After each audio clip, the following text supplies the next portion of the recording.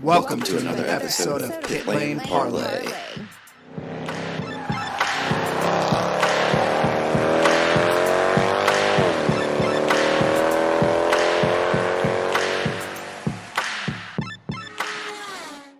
Welcome to another episode of Pit Lane Parlay. I am your host, Mike Jokum. Joining me today from Wayne Taylor Racing in the Lamborghini Super Trofeo Series is Sandy Mitchell. Sandy, how are you this morning or afternoon for you, and how's everything going during quarantine right now? Hello there. Yeah, well, thanks for having me. I'm getting on okay. In the UK, we've been on lockdown for just over a month now, really. So, I've really just been at home pretty much the whole time. And, it's not easy for everyone, but I think especially up here in Scotland, which is where I live, we seem to be doing quite well. And most people are sticking to the lockdown rules from the government, and we seem to be kind of over the peak of everything, and starting to talk about how we're going to get back to normal life. But like you say, it's a difficult time for everyone and quite strange, but I'm getting on just fine. So while you're at home, are you able to join the iRacing craze or anything like that to stay busy in terms of the racing world? Yeah, a little bit. So I've not had a home simulator before. I've more used ones by teams and simulator companies to prepare for race weekends. But because of this downtime, it looks like we won't have driving for a while. I've been able to set up a home simulator. So I've been doing that over the past month or so, getting all the parts and building it myself. So yeah, a little bit stressful, but good to have something to do during this time. And I've got it up and running just now. Just waiting on my steering wheel. So I'm using an old Logitech PlayStation 1 that I've got just now. But so I've joined iRacing a few days ago and getting up to speed on that. So it's good fun and good to keep me sharp and race ready during this downtime. Yeah, it's definitely very interesting to watch. I don't do it myself, but I probably won't because it's quite expensive. But so you've only been doing iRacing for a couple of days, but how lifelike do you think the simulator is for whatever races there or cars you're using currently?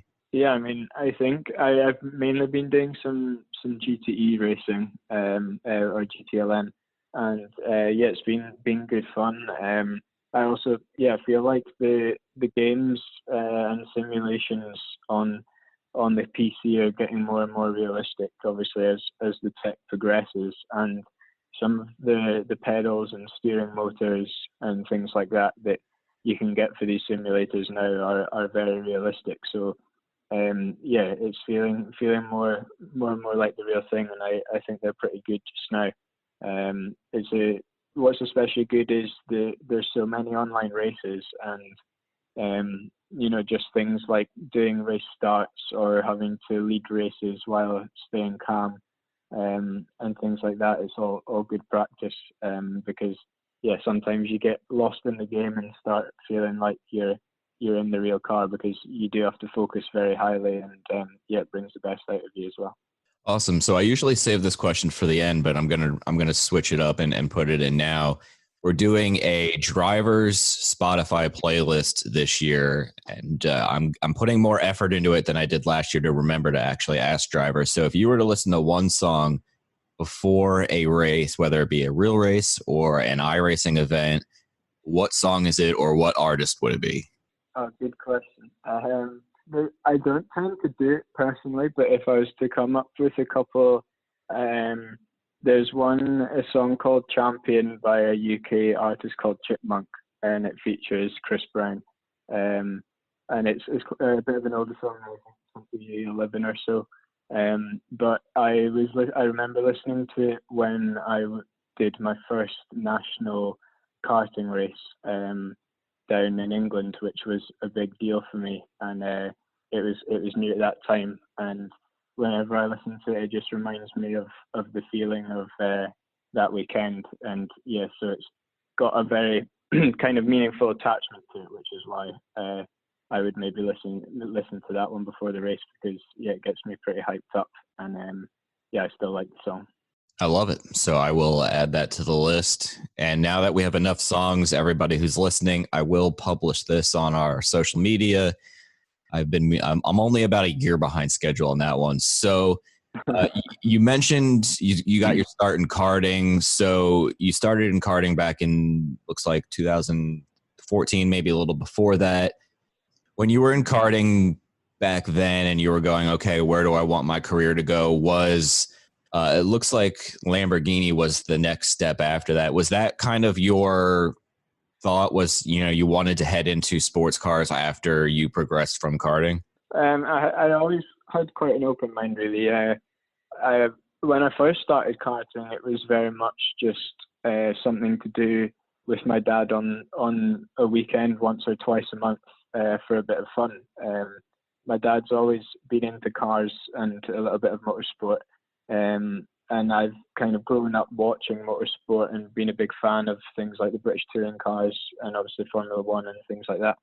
So yeah, the karting was great fun.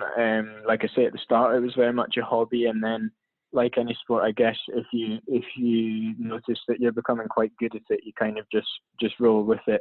So I managed to win the Scottish Championship in the cadet class.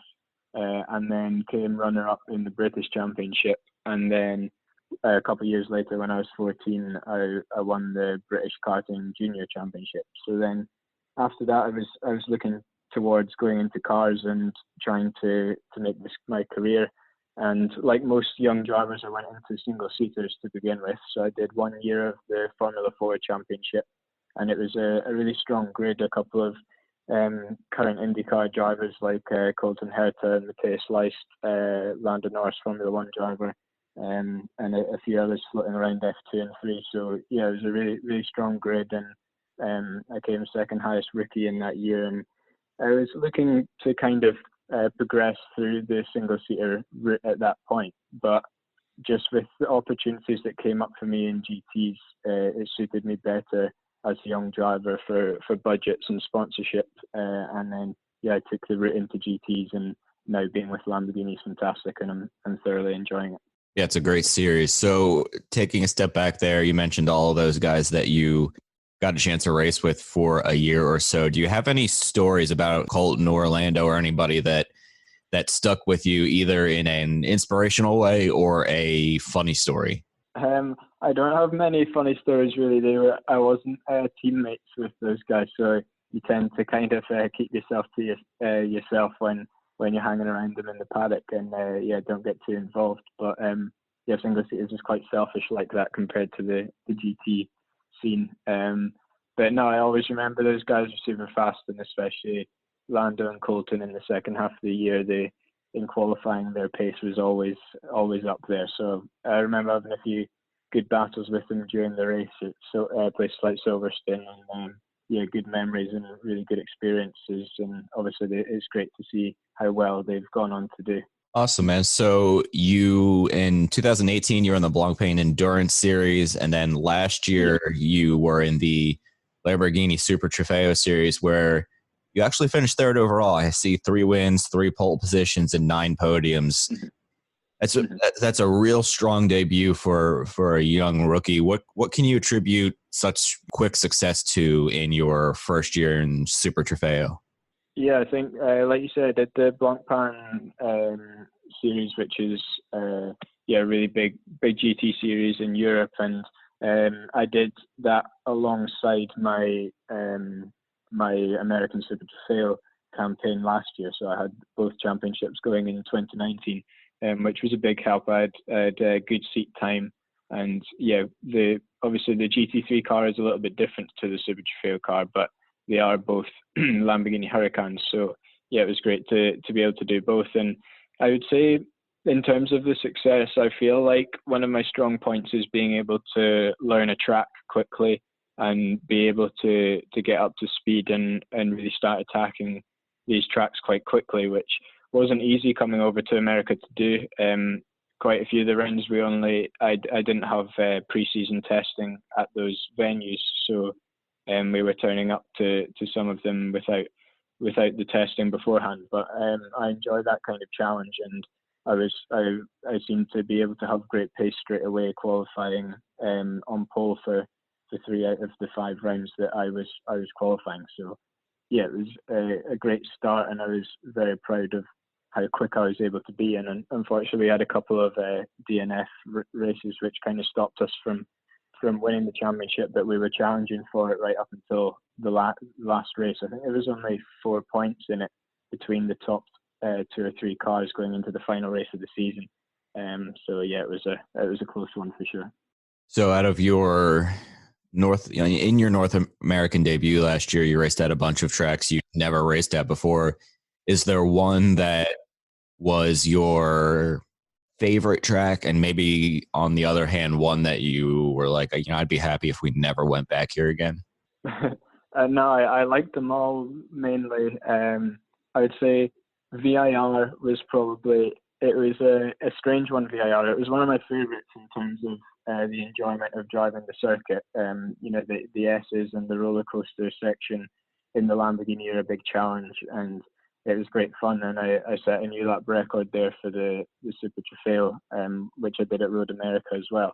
So yeah, I was proud to hold those 2 records just now, and really enjoyed the track. But VIR was also one of the weekends where, as a driver, I made a couple of mistakes which cost us as a team. So yeah, in terms of a weekend, it was one of the most up and down weekends that I've had as a driver. But yeah, you learn from these, and I definitely learned from it and moved on, and we bounced back strongly at the next round.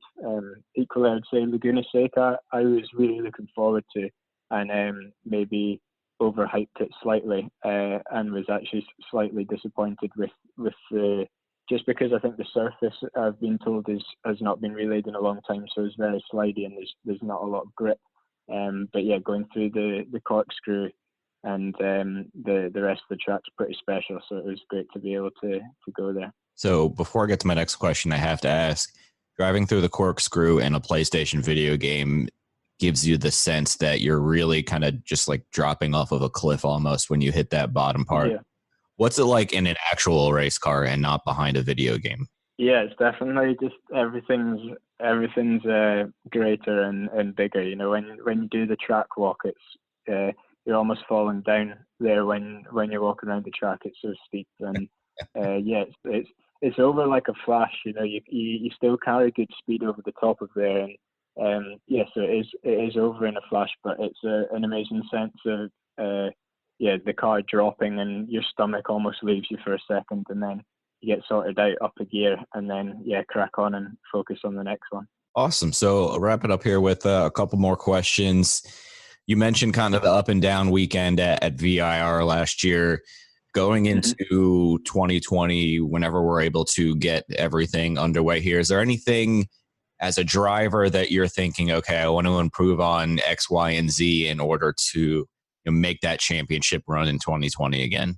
I would say in the Super Trofeo car, my outright speed last year was very good, which you could see from the pole positions and a couple of lap records and things like that. So I would say I want to be able to try and keep that speed, and maybe just iron out the rookie mistakes that I made a couple of times in the first year, which is kind of expected on these difficult tracks. The American tracks are quite old school, I find, compared to some of the European Grand Prix circuits where there's a lot of tarmac runoff areas, whereas a lot of the American tracks, VIR is a good example, where the exit curbs are very narrow and the grass is right next to the exit curbs, so there's not much room for error. But I enjoy driving those tracks like that because it really brings the best out of you, and you don't get away with any mistakes. So yeah, that's what I would plan to do. Just iron out a couple of little errors throughout the year and try and put it all together into 1 year while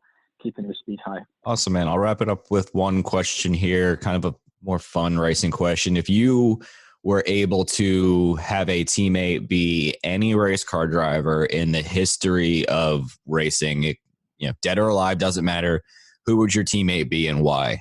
That's a good one. I would say I would go a little bit different on this one and maybe say, I'll go a couple. I'd love to be able to drive alongside Colin McRae, who's a Scottish World Rally champion. I don't know how well known he is in the States, but yeah, as a young Scottish driver, he was kind of my motorsport hero when I was a toddler, and yeah, used to sit on the sofa and watch the in-car footage and pretend that I was driving type thing. So yeah, I would say I'd love to be able to have a go of his cars or to have met him and see his driving in the flesh. So yeah, maybe something different, not necessarily that I would pick to go and win a race perhaps, but in terms of the experience, I think it would be pretty awesome. Yeah, that's a fantastic answer. I remember watching him growing up as well. So Sandy, thanks very much for the time this morning for me, this afternoon for you. Stay safe out there and good luck in the 2020 season whenever we're able to get underway here, and look forward to seeing you out at the track. Yeah, thanks very much. Thanks for having me, and yeah, all the best during this downtime. No problem, man. Thanks a lot and have a good one. Cheers.